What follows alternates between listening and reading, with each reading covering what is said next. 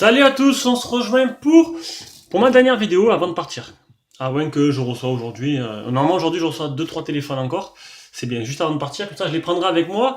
Et pendant mes heures perdues, tranquillement après les repas, je pourrai y installer toutes les applis pour avancer les tests au retour. Donc, aujourd'hui, une petite vidéo de test, un low cost, mais un peu plus, voilà, c'est du low cost plus.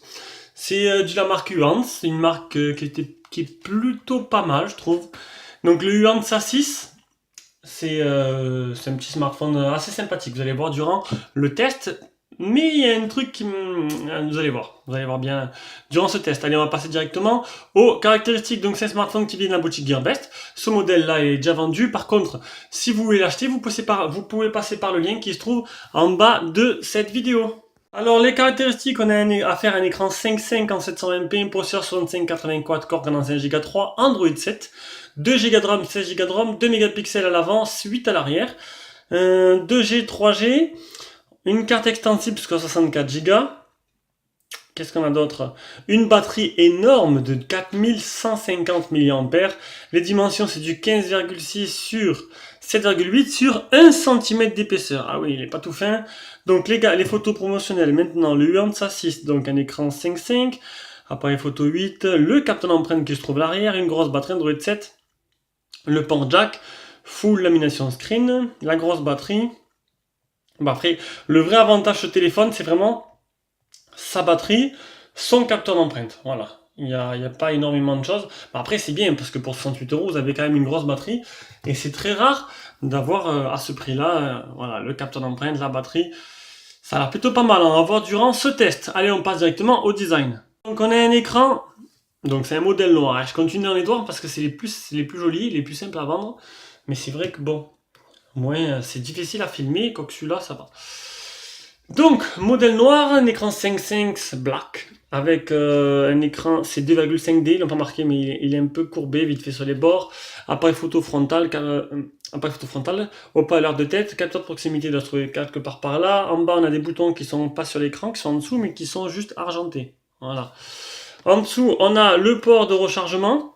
Le haut-parleur se trouve ici. Sur le côté, on n'a rien. En haut, on a le port jack. Ici, on a des boutons, bouton power, bouton volume plus moins. J'essaie de mettre un peu au jour à la lumière, voilà. Et à l'arrière, on a une coque qui est vraiment très jolie pour ceux qui ont vu déjà le déballage. Une coque un peu en forme de gomme, le capteur d'empreinte, le double flash LED et l'appareil photo. Donc c'est un design, moi je trouve qu'il est magnifique ce téléphone. Et le fait qu'il ait quand même 1 cm d'épaisseur, ben non, ça ne va pas poser problème. C'est un téléphone qui est super joli. Voilà, super joli. Il reprend par contre la forme de... J'espère que vous le voyez bien parce que moi ça fait un peu sombre.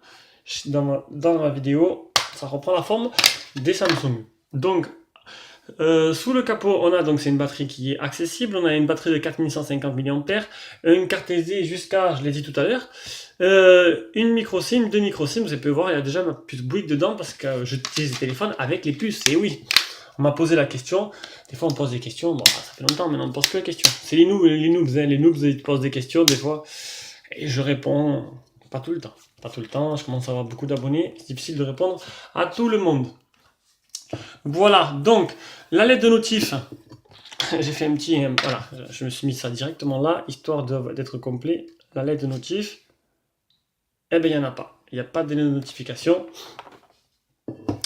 Donc, c'est un peu dommage. Voilà, on passe directement à l'écran. Donc l'écran, hop, je vous l'ai dit, un écran 5,5 pouces 720p qui est, ben, ma foi, qui est très très joli. Voilà, l'écran, j'ai pas eu de problème, il est hyper réactif, il est super joli, les couleurs sont belles, il réagit très bien.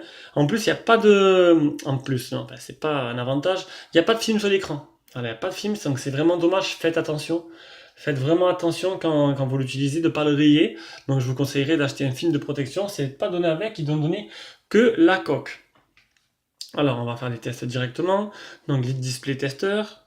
Donc comme je vous ai dit, malgré que c'est un petit budget, c'est un low cost plus pour moi parce que niveau réactivité de l'écran, il n'y a pas de problème. Hein. Le jeu, quand vous prenez un clavier comme SwiftKey, c'est comme ça que j'arrive à voir si l'écran il a des retards tactiles. Eh ben ça marche très très bien. Vous pouvez écrire super vite, comme si vous aviez un 6 ou un téléphone comme moi, le Zuk Edge. Il n'y a pas de problème là-dessus. Et ça, ça fait vraiment plaisir. C'est vraiment ce qui manque sur les low cost. Oh, un 10 touches en plus. Ça doit y faire aussi. C'est jamais ceux-là qu'ils écrivent avec plusieurs doigts en même temps.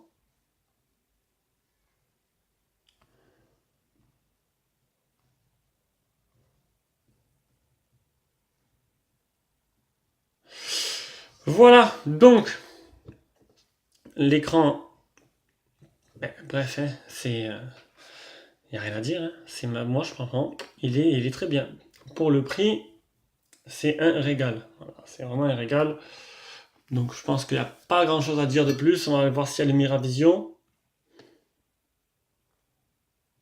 Affichage.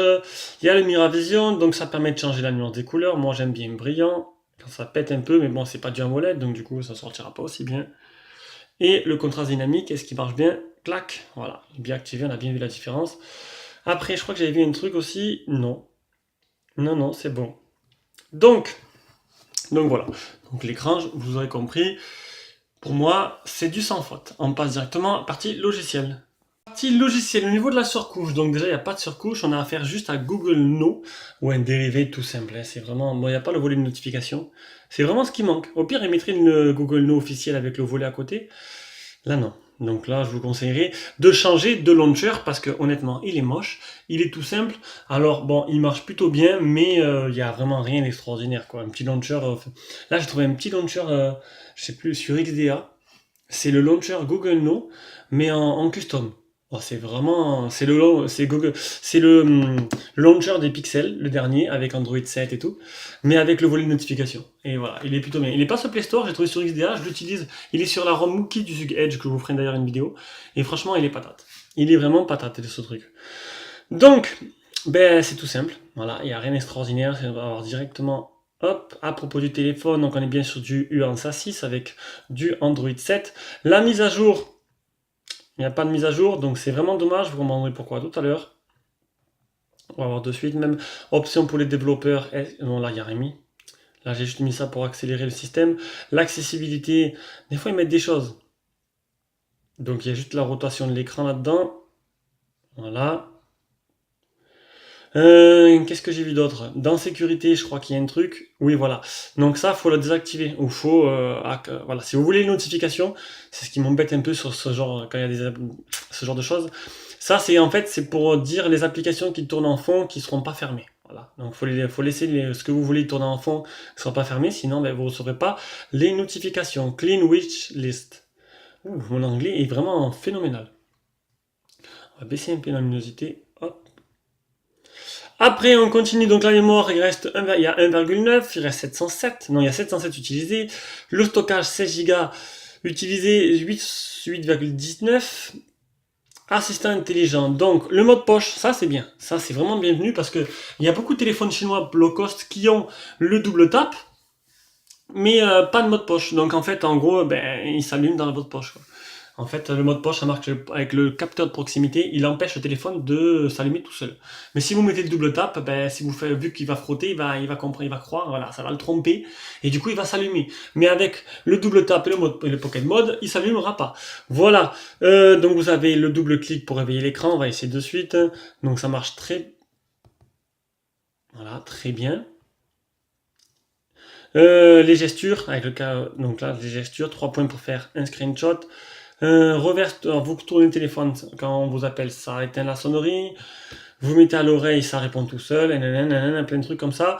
Plutôt sympa. Le non-touch opération, non-touch suite, standby interface. Alors c'est ces trucs. Ah ben c'est bien. Ah, ça marche avec le capteur proximité. C'est bien, c'est marqué. Ça marche aussi ça? Clac? Non, il n'y a pas. Donc, en plus de ça, ben c'est tout. Donc ils ont mis un capteur d'empreinte qui marche pas. Donc vous l'avez vu dans le déballage. Et en fait, en cherchant un peu, ben, le truc c'est pas qu'il marche pas, c'est qu'en fait il y a même pas l'endroit pour paramétrer. Donc on vous le demande au début, on vous le demande même pas, je crois.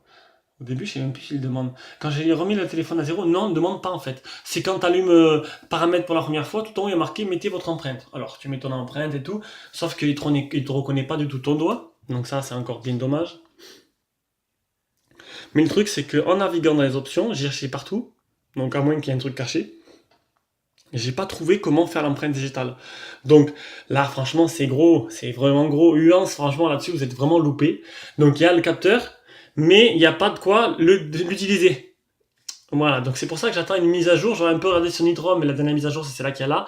Donc je pense que Uance sont en train de plancher pour régler peut-être les petits bugs qu'il y a et en même temps ajouter cette option capteur d'empreinte. Donc c'est peut-être un téléphone en option. Voilà. En option, vous aurez le capteur, faut peut-être payer 3 euros de plus, je ne sais pas. Mais voilà, le capteur, il y est physiquement, mais dans le matériel, il n'apparaît pas. C'est la première fois que je vois ça, c'est super. Alors là, c'est le pompon.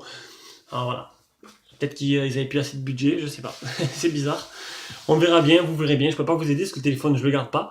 Mais peut-être qu'avec les prochaines mises à jour, le capteur apparaîtra comme par magie et marchera. Je pense quand même. Je pense qu'après Uance, c'est une nouvelle marque, ils sont pas assez bêtes. Enfin, une nouvelle marque. Elle est pas nouvelle, mais bon, elle n'est pas non plus très ancienne. Ils sont pas assez bêtes pour se planter à ce point-là. Donc, hop, bien sûr, le OTG. Alors que je serre les dents parce que je viens de taper l'os de ma cheville contre la chaise, ça fait mal. Et on va faire comme style de rien n'était. Ça va passer, ça va passer. Hop. Donc le OTG. Non, il n'a pas l'air de faire OTG. Donc, qu'est-ce qui me manque alors? Le stockage OTG. Alors, on va faire le test anti-malware. Est-ce qu'il est infecté par une ROM? Ah tiens, Nemo. Hop. Donc, le test anti-malware. Donc, la ROM est propre, j'ai pas trouvé malware. Je vais vous montrer ça en même temps vu qu'on y est. Donc, ça, c'est la vitesse de copie et d'écriture pour la RAM et la mémoire interne. Donc, je vous laisse lire, tout simplement. Ah, je suis feignant aujourd'hui. J'ai décidé d'être feignant. C'est mes vacances. On va prendre tranquille. Bon, j'avais fait un petit touche. J'avais déjà fait ça. Les options de la ROM, je l'ai fait. La mise à jour, le stockage, le TG anti-malware et l'appli Phone Tester. L'appli Phone Tester, je l'ai mise où? Vous allez voir qu'elle n'est pas installée si elle est là. L'état des capteurs. Accéléromètre, capteur de lumière, donc qui se trouve là. Voilà, il marche avec le capteur de proximité. C'est tout, il n'y a pas grand chose. Il y a le minimum, mais après bon, on ne demande pas plus à un téléphone, ça suffit largement. Donc partie logicielle, mis à part rien à dire, mis à part que la ROM elle est plutôt simplette, donc vous voulez des thèmes, vous changez de ROM. Sinon, ben, le capteur d'empreinte, je ne veux pas m'engager, mais je pense vraiment qu'il y aura une mise à jour, j'espère pour eux, quoi. C'est vraiment dommage. Allez, on passe aux performances. Allez, les performances de l'appareil. Alors, galerie, donc 771 pour Geekbench, 414 205, on a 24 508 pour le Antutu. Ah putain, il n'y a pas Epic Citadel. Ah, j'ai oublié de faire Epic Citadel. Ah, ça c'est ballot ça. Il est là. Eh, écoutez, je vais le faire, je reviens de suite. Direct, le Epic Citadel qui fait 44,1. Hop. Donc je crois que niveau bench, j'ai tout dit, donc toujours 0 pour PC Mark. Je pense que la dernière mise à jour, elle n'est pas compatible avec ce genre de processeur. Donc on va passer directement au jeu et à Rayman.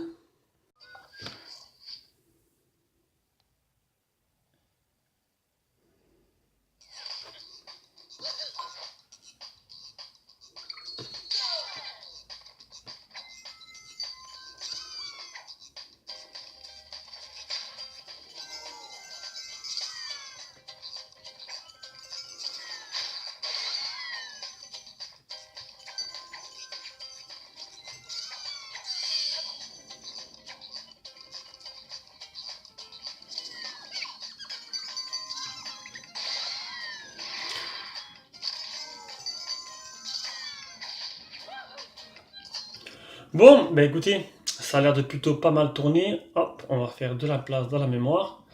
Et on va lancer directement Real Racing.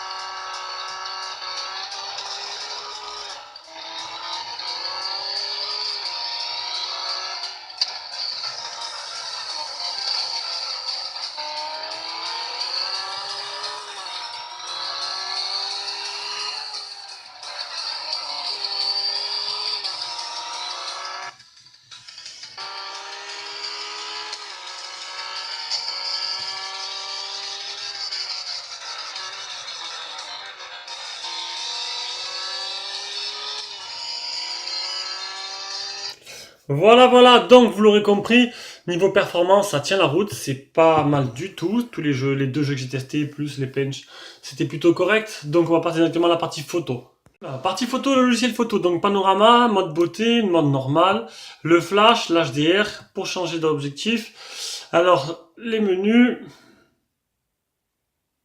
je vous montre vite fait.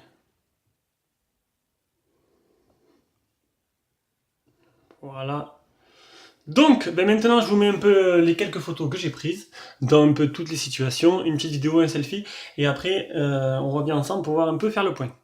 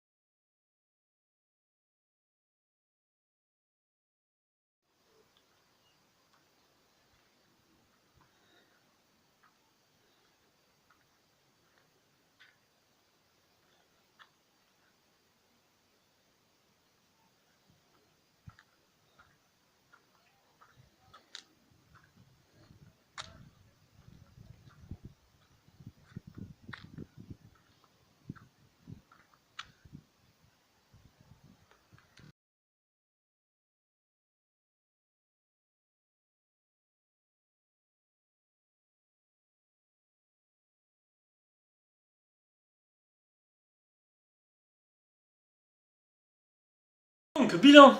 Ben écoutez, niveau photo vidéo, c'est pas trop mal. Même le selfie est plutôt correct, ça se décolle. Le selfie est plutôt correct, niveau vidéo, ça tremble pas trop, ça saccade pas. Photo de nuit, ça aurait pu être mieux, voilà, il manque un peu de puissance.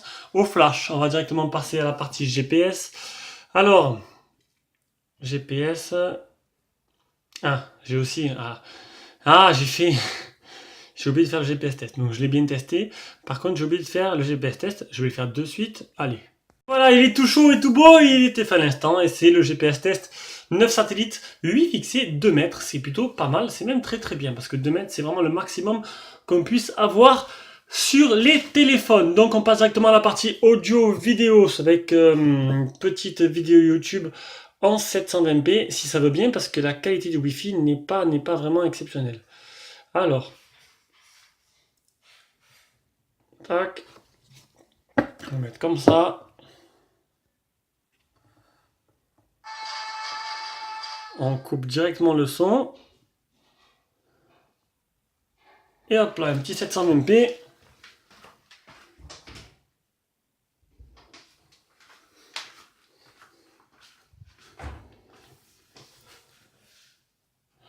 Donc, bon, vous avez compris, l'écran était plutôt sympathique, l'écran, on voit un petit reflet là.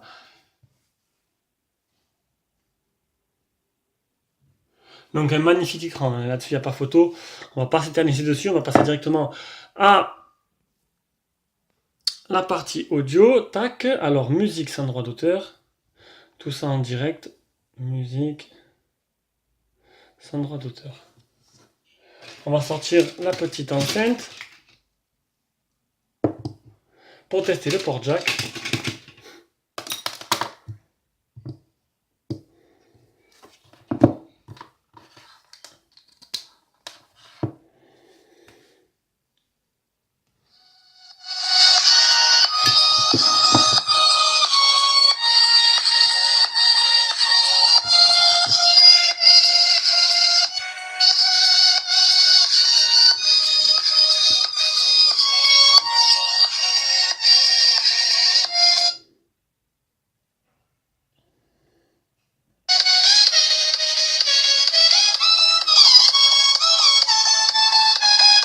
Il n'est pas extraordinaire, hein. Il a l'air un peu étouffé ce son. Il n'est pas extraordinaire. Bon. Après, c'est pas le but d'un téléphone, mais bon.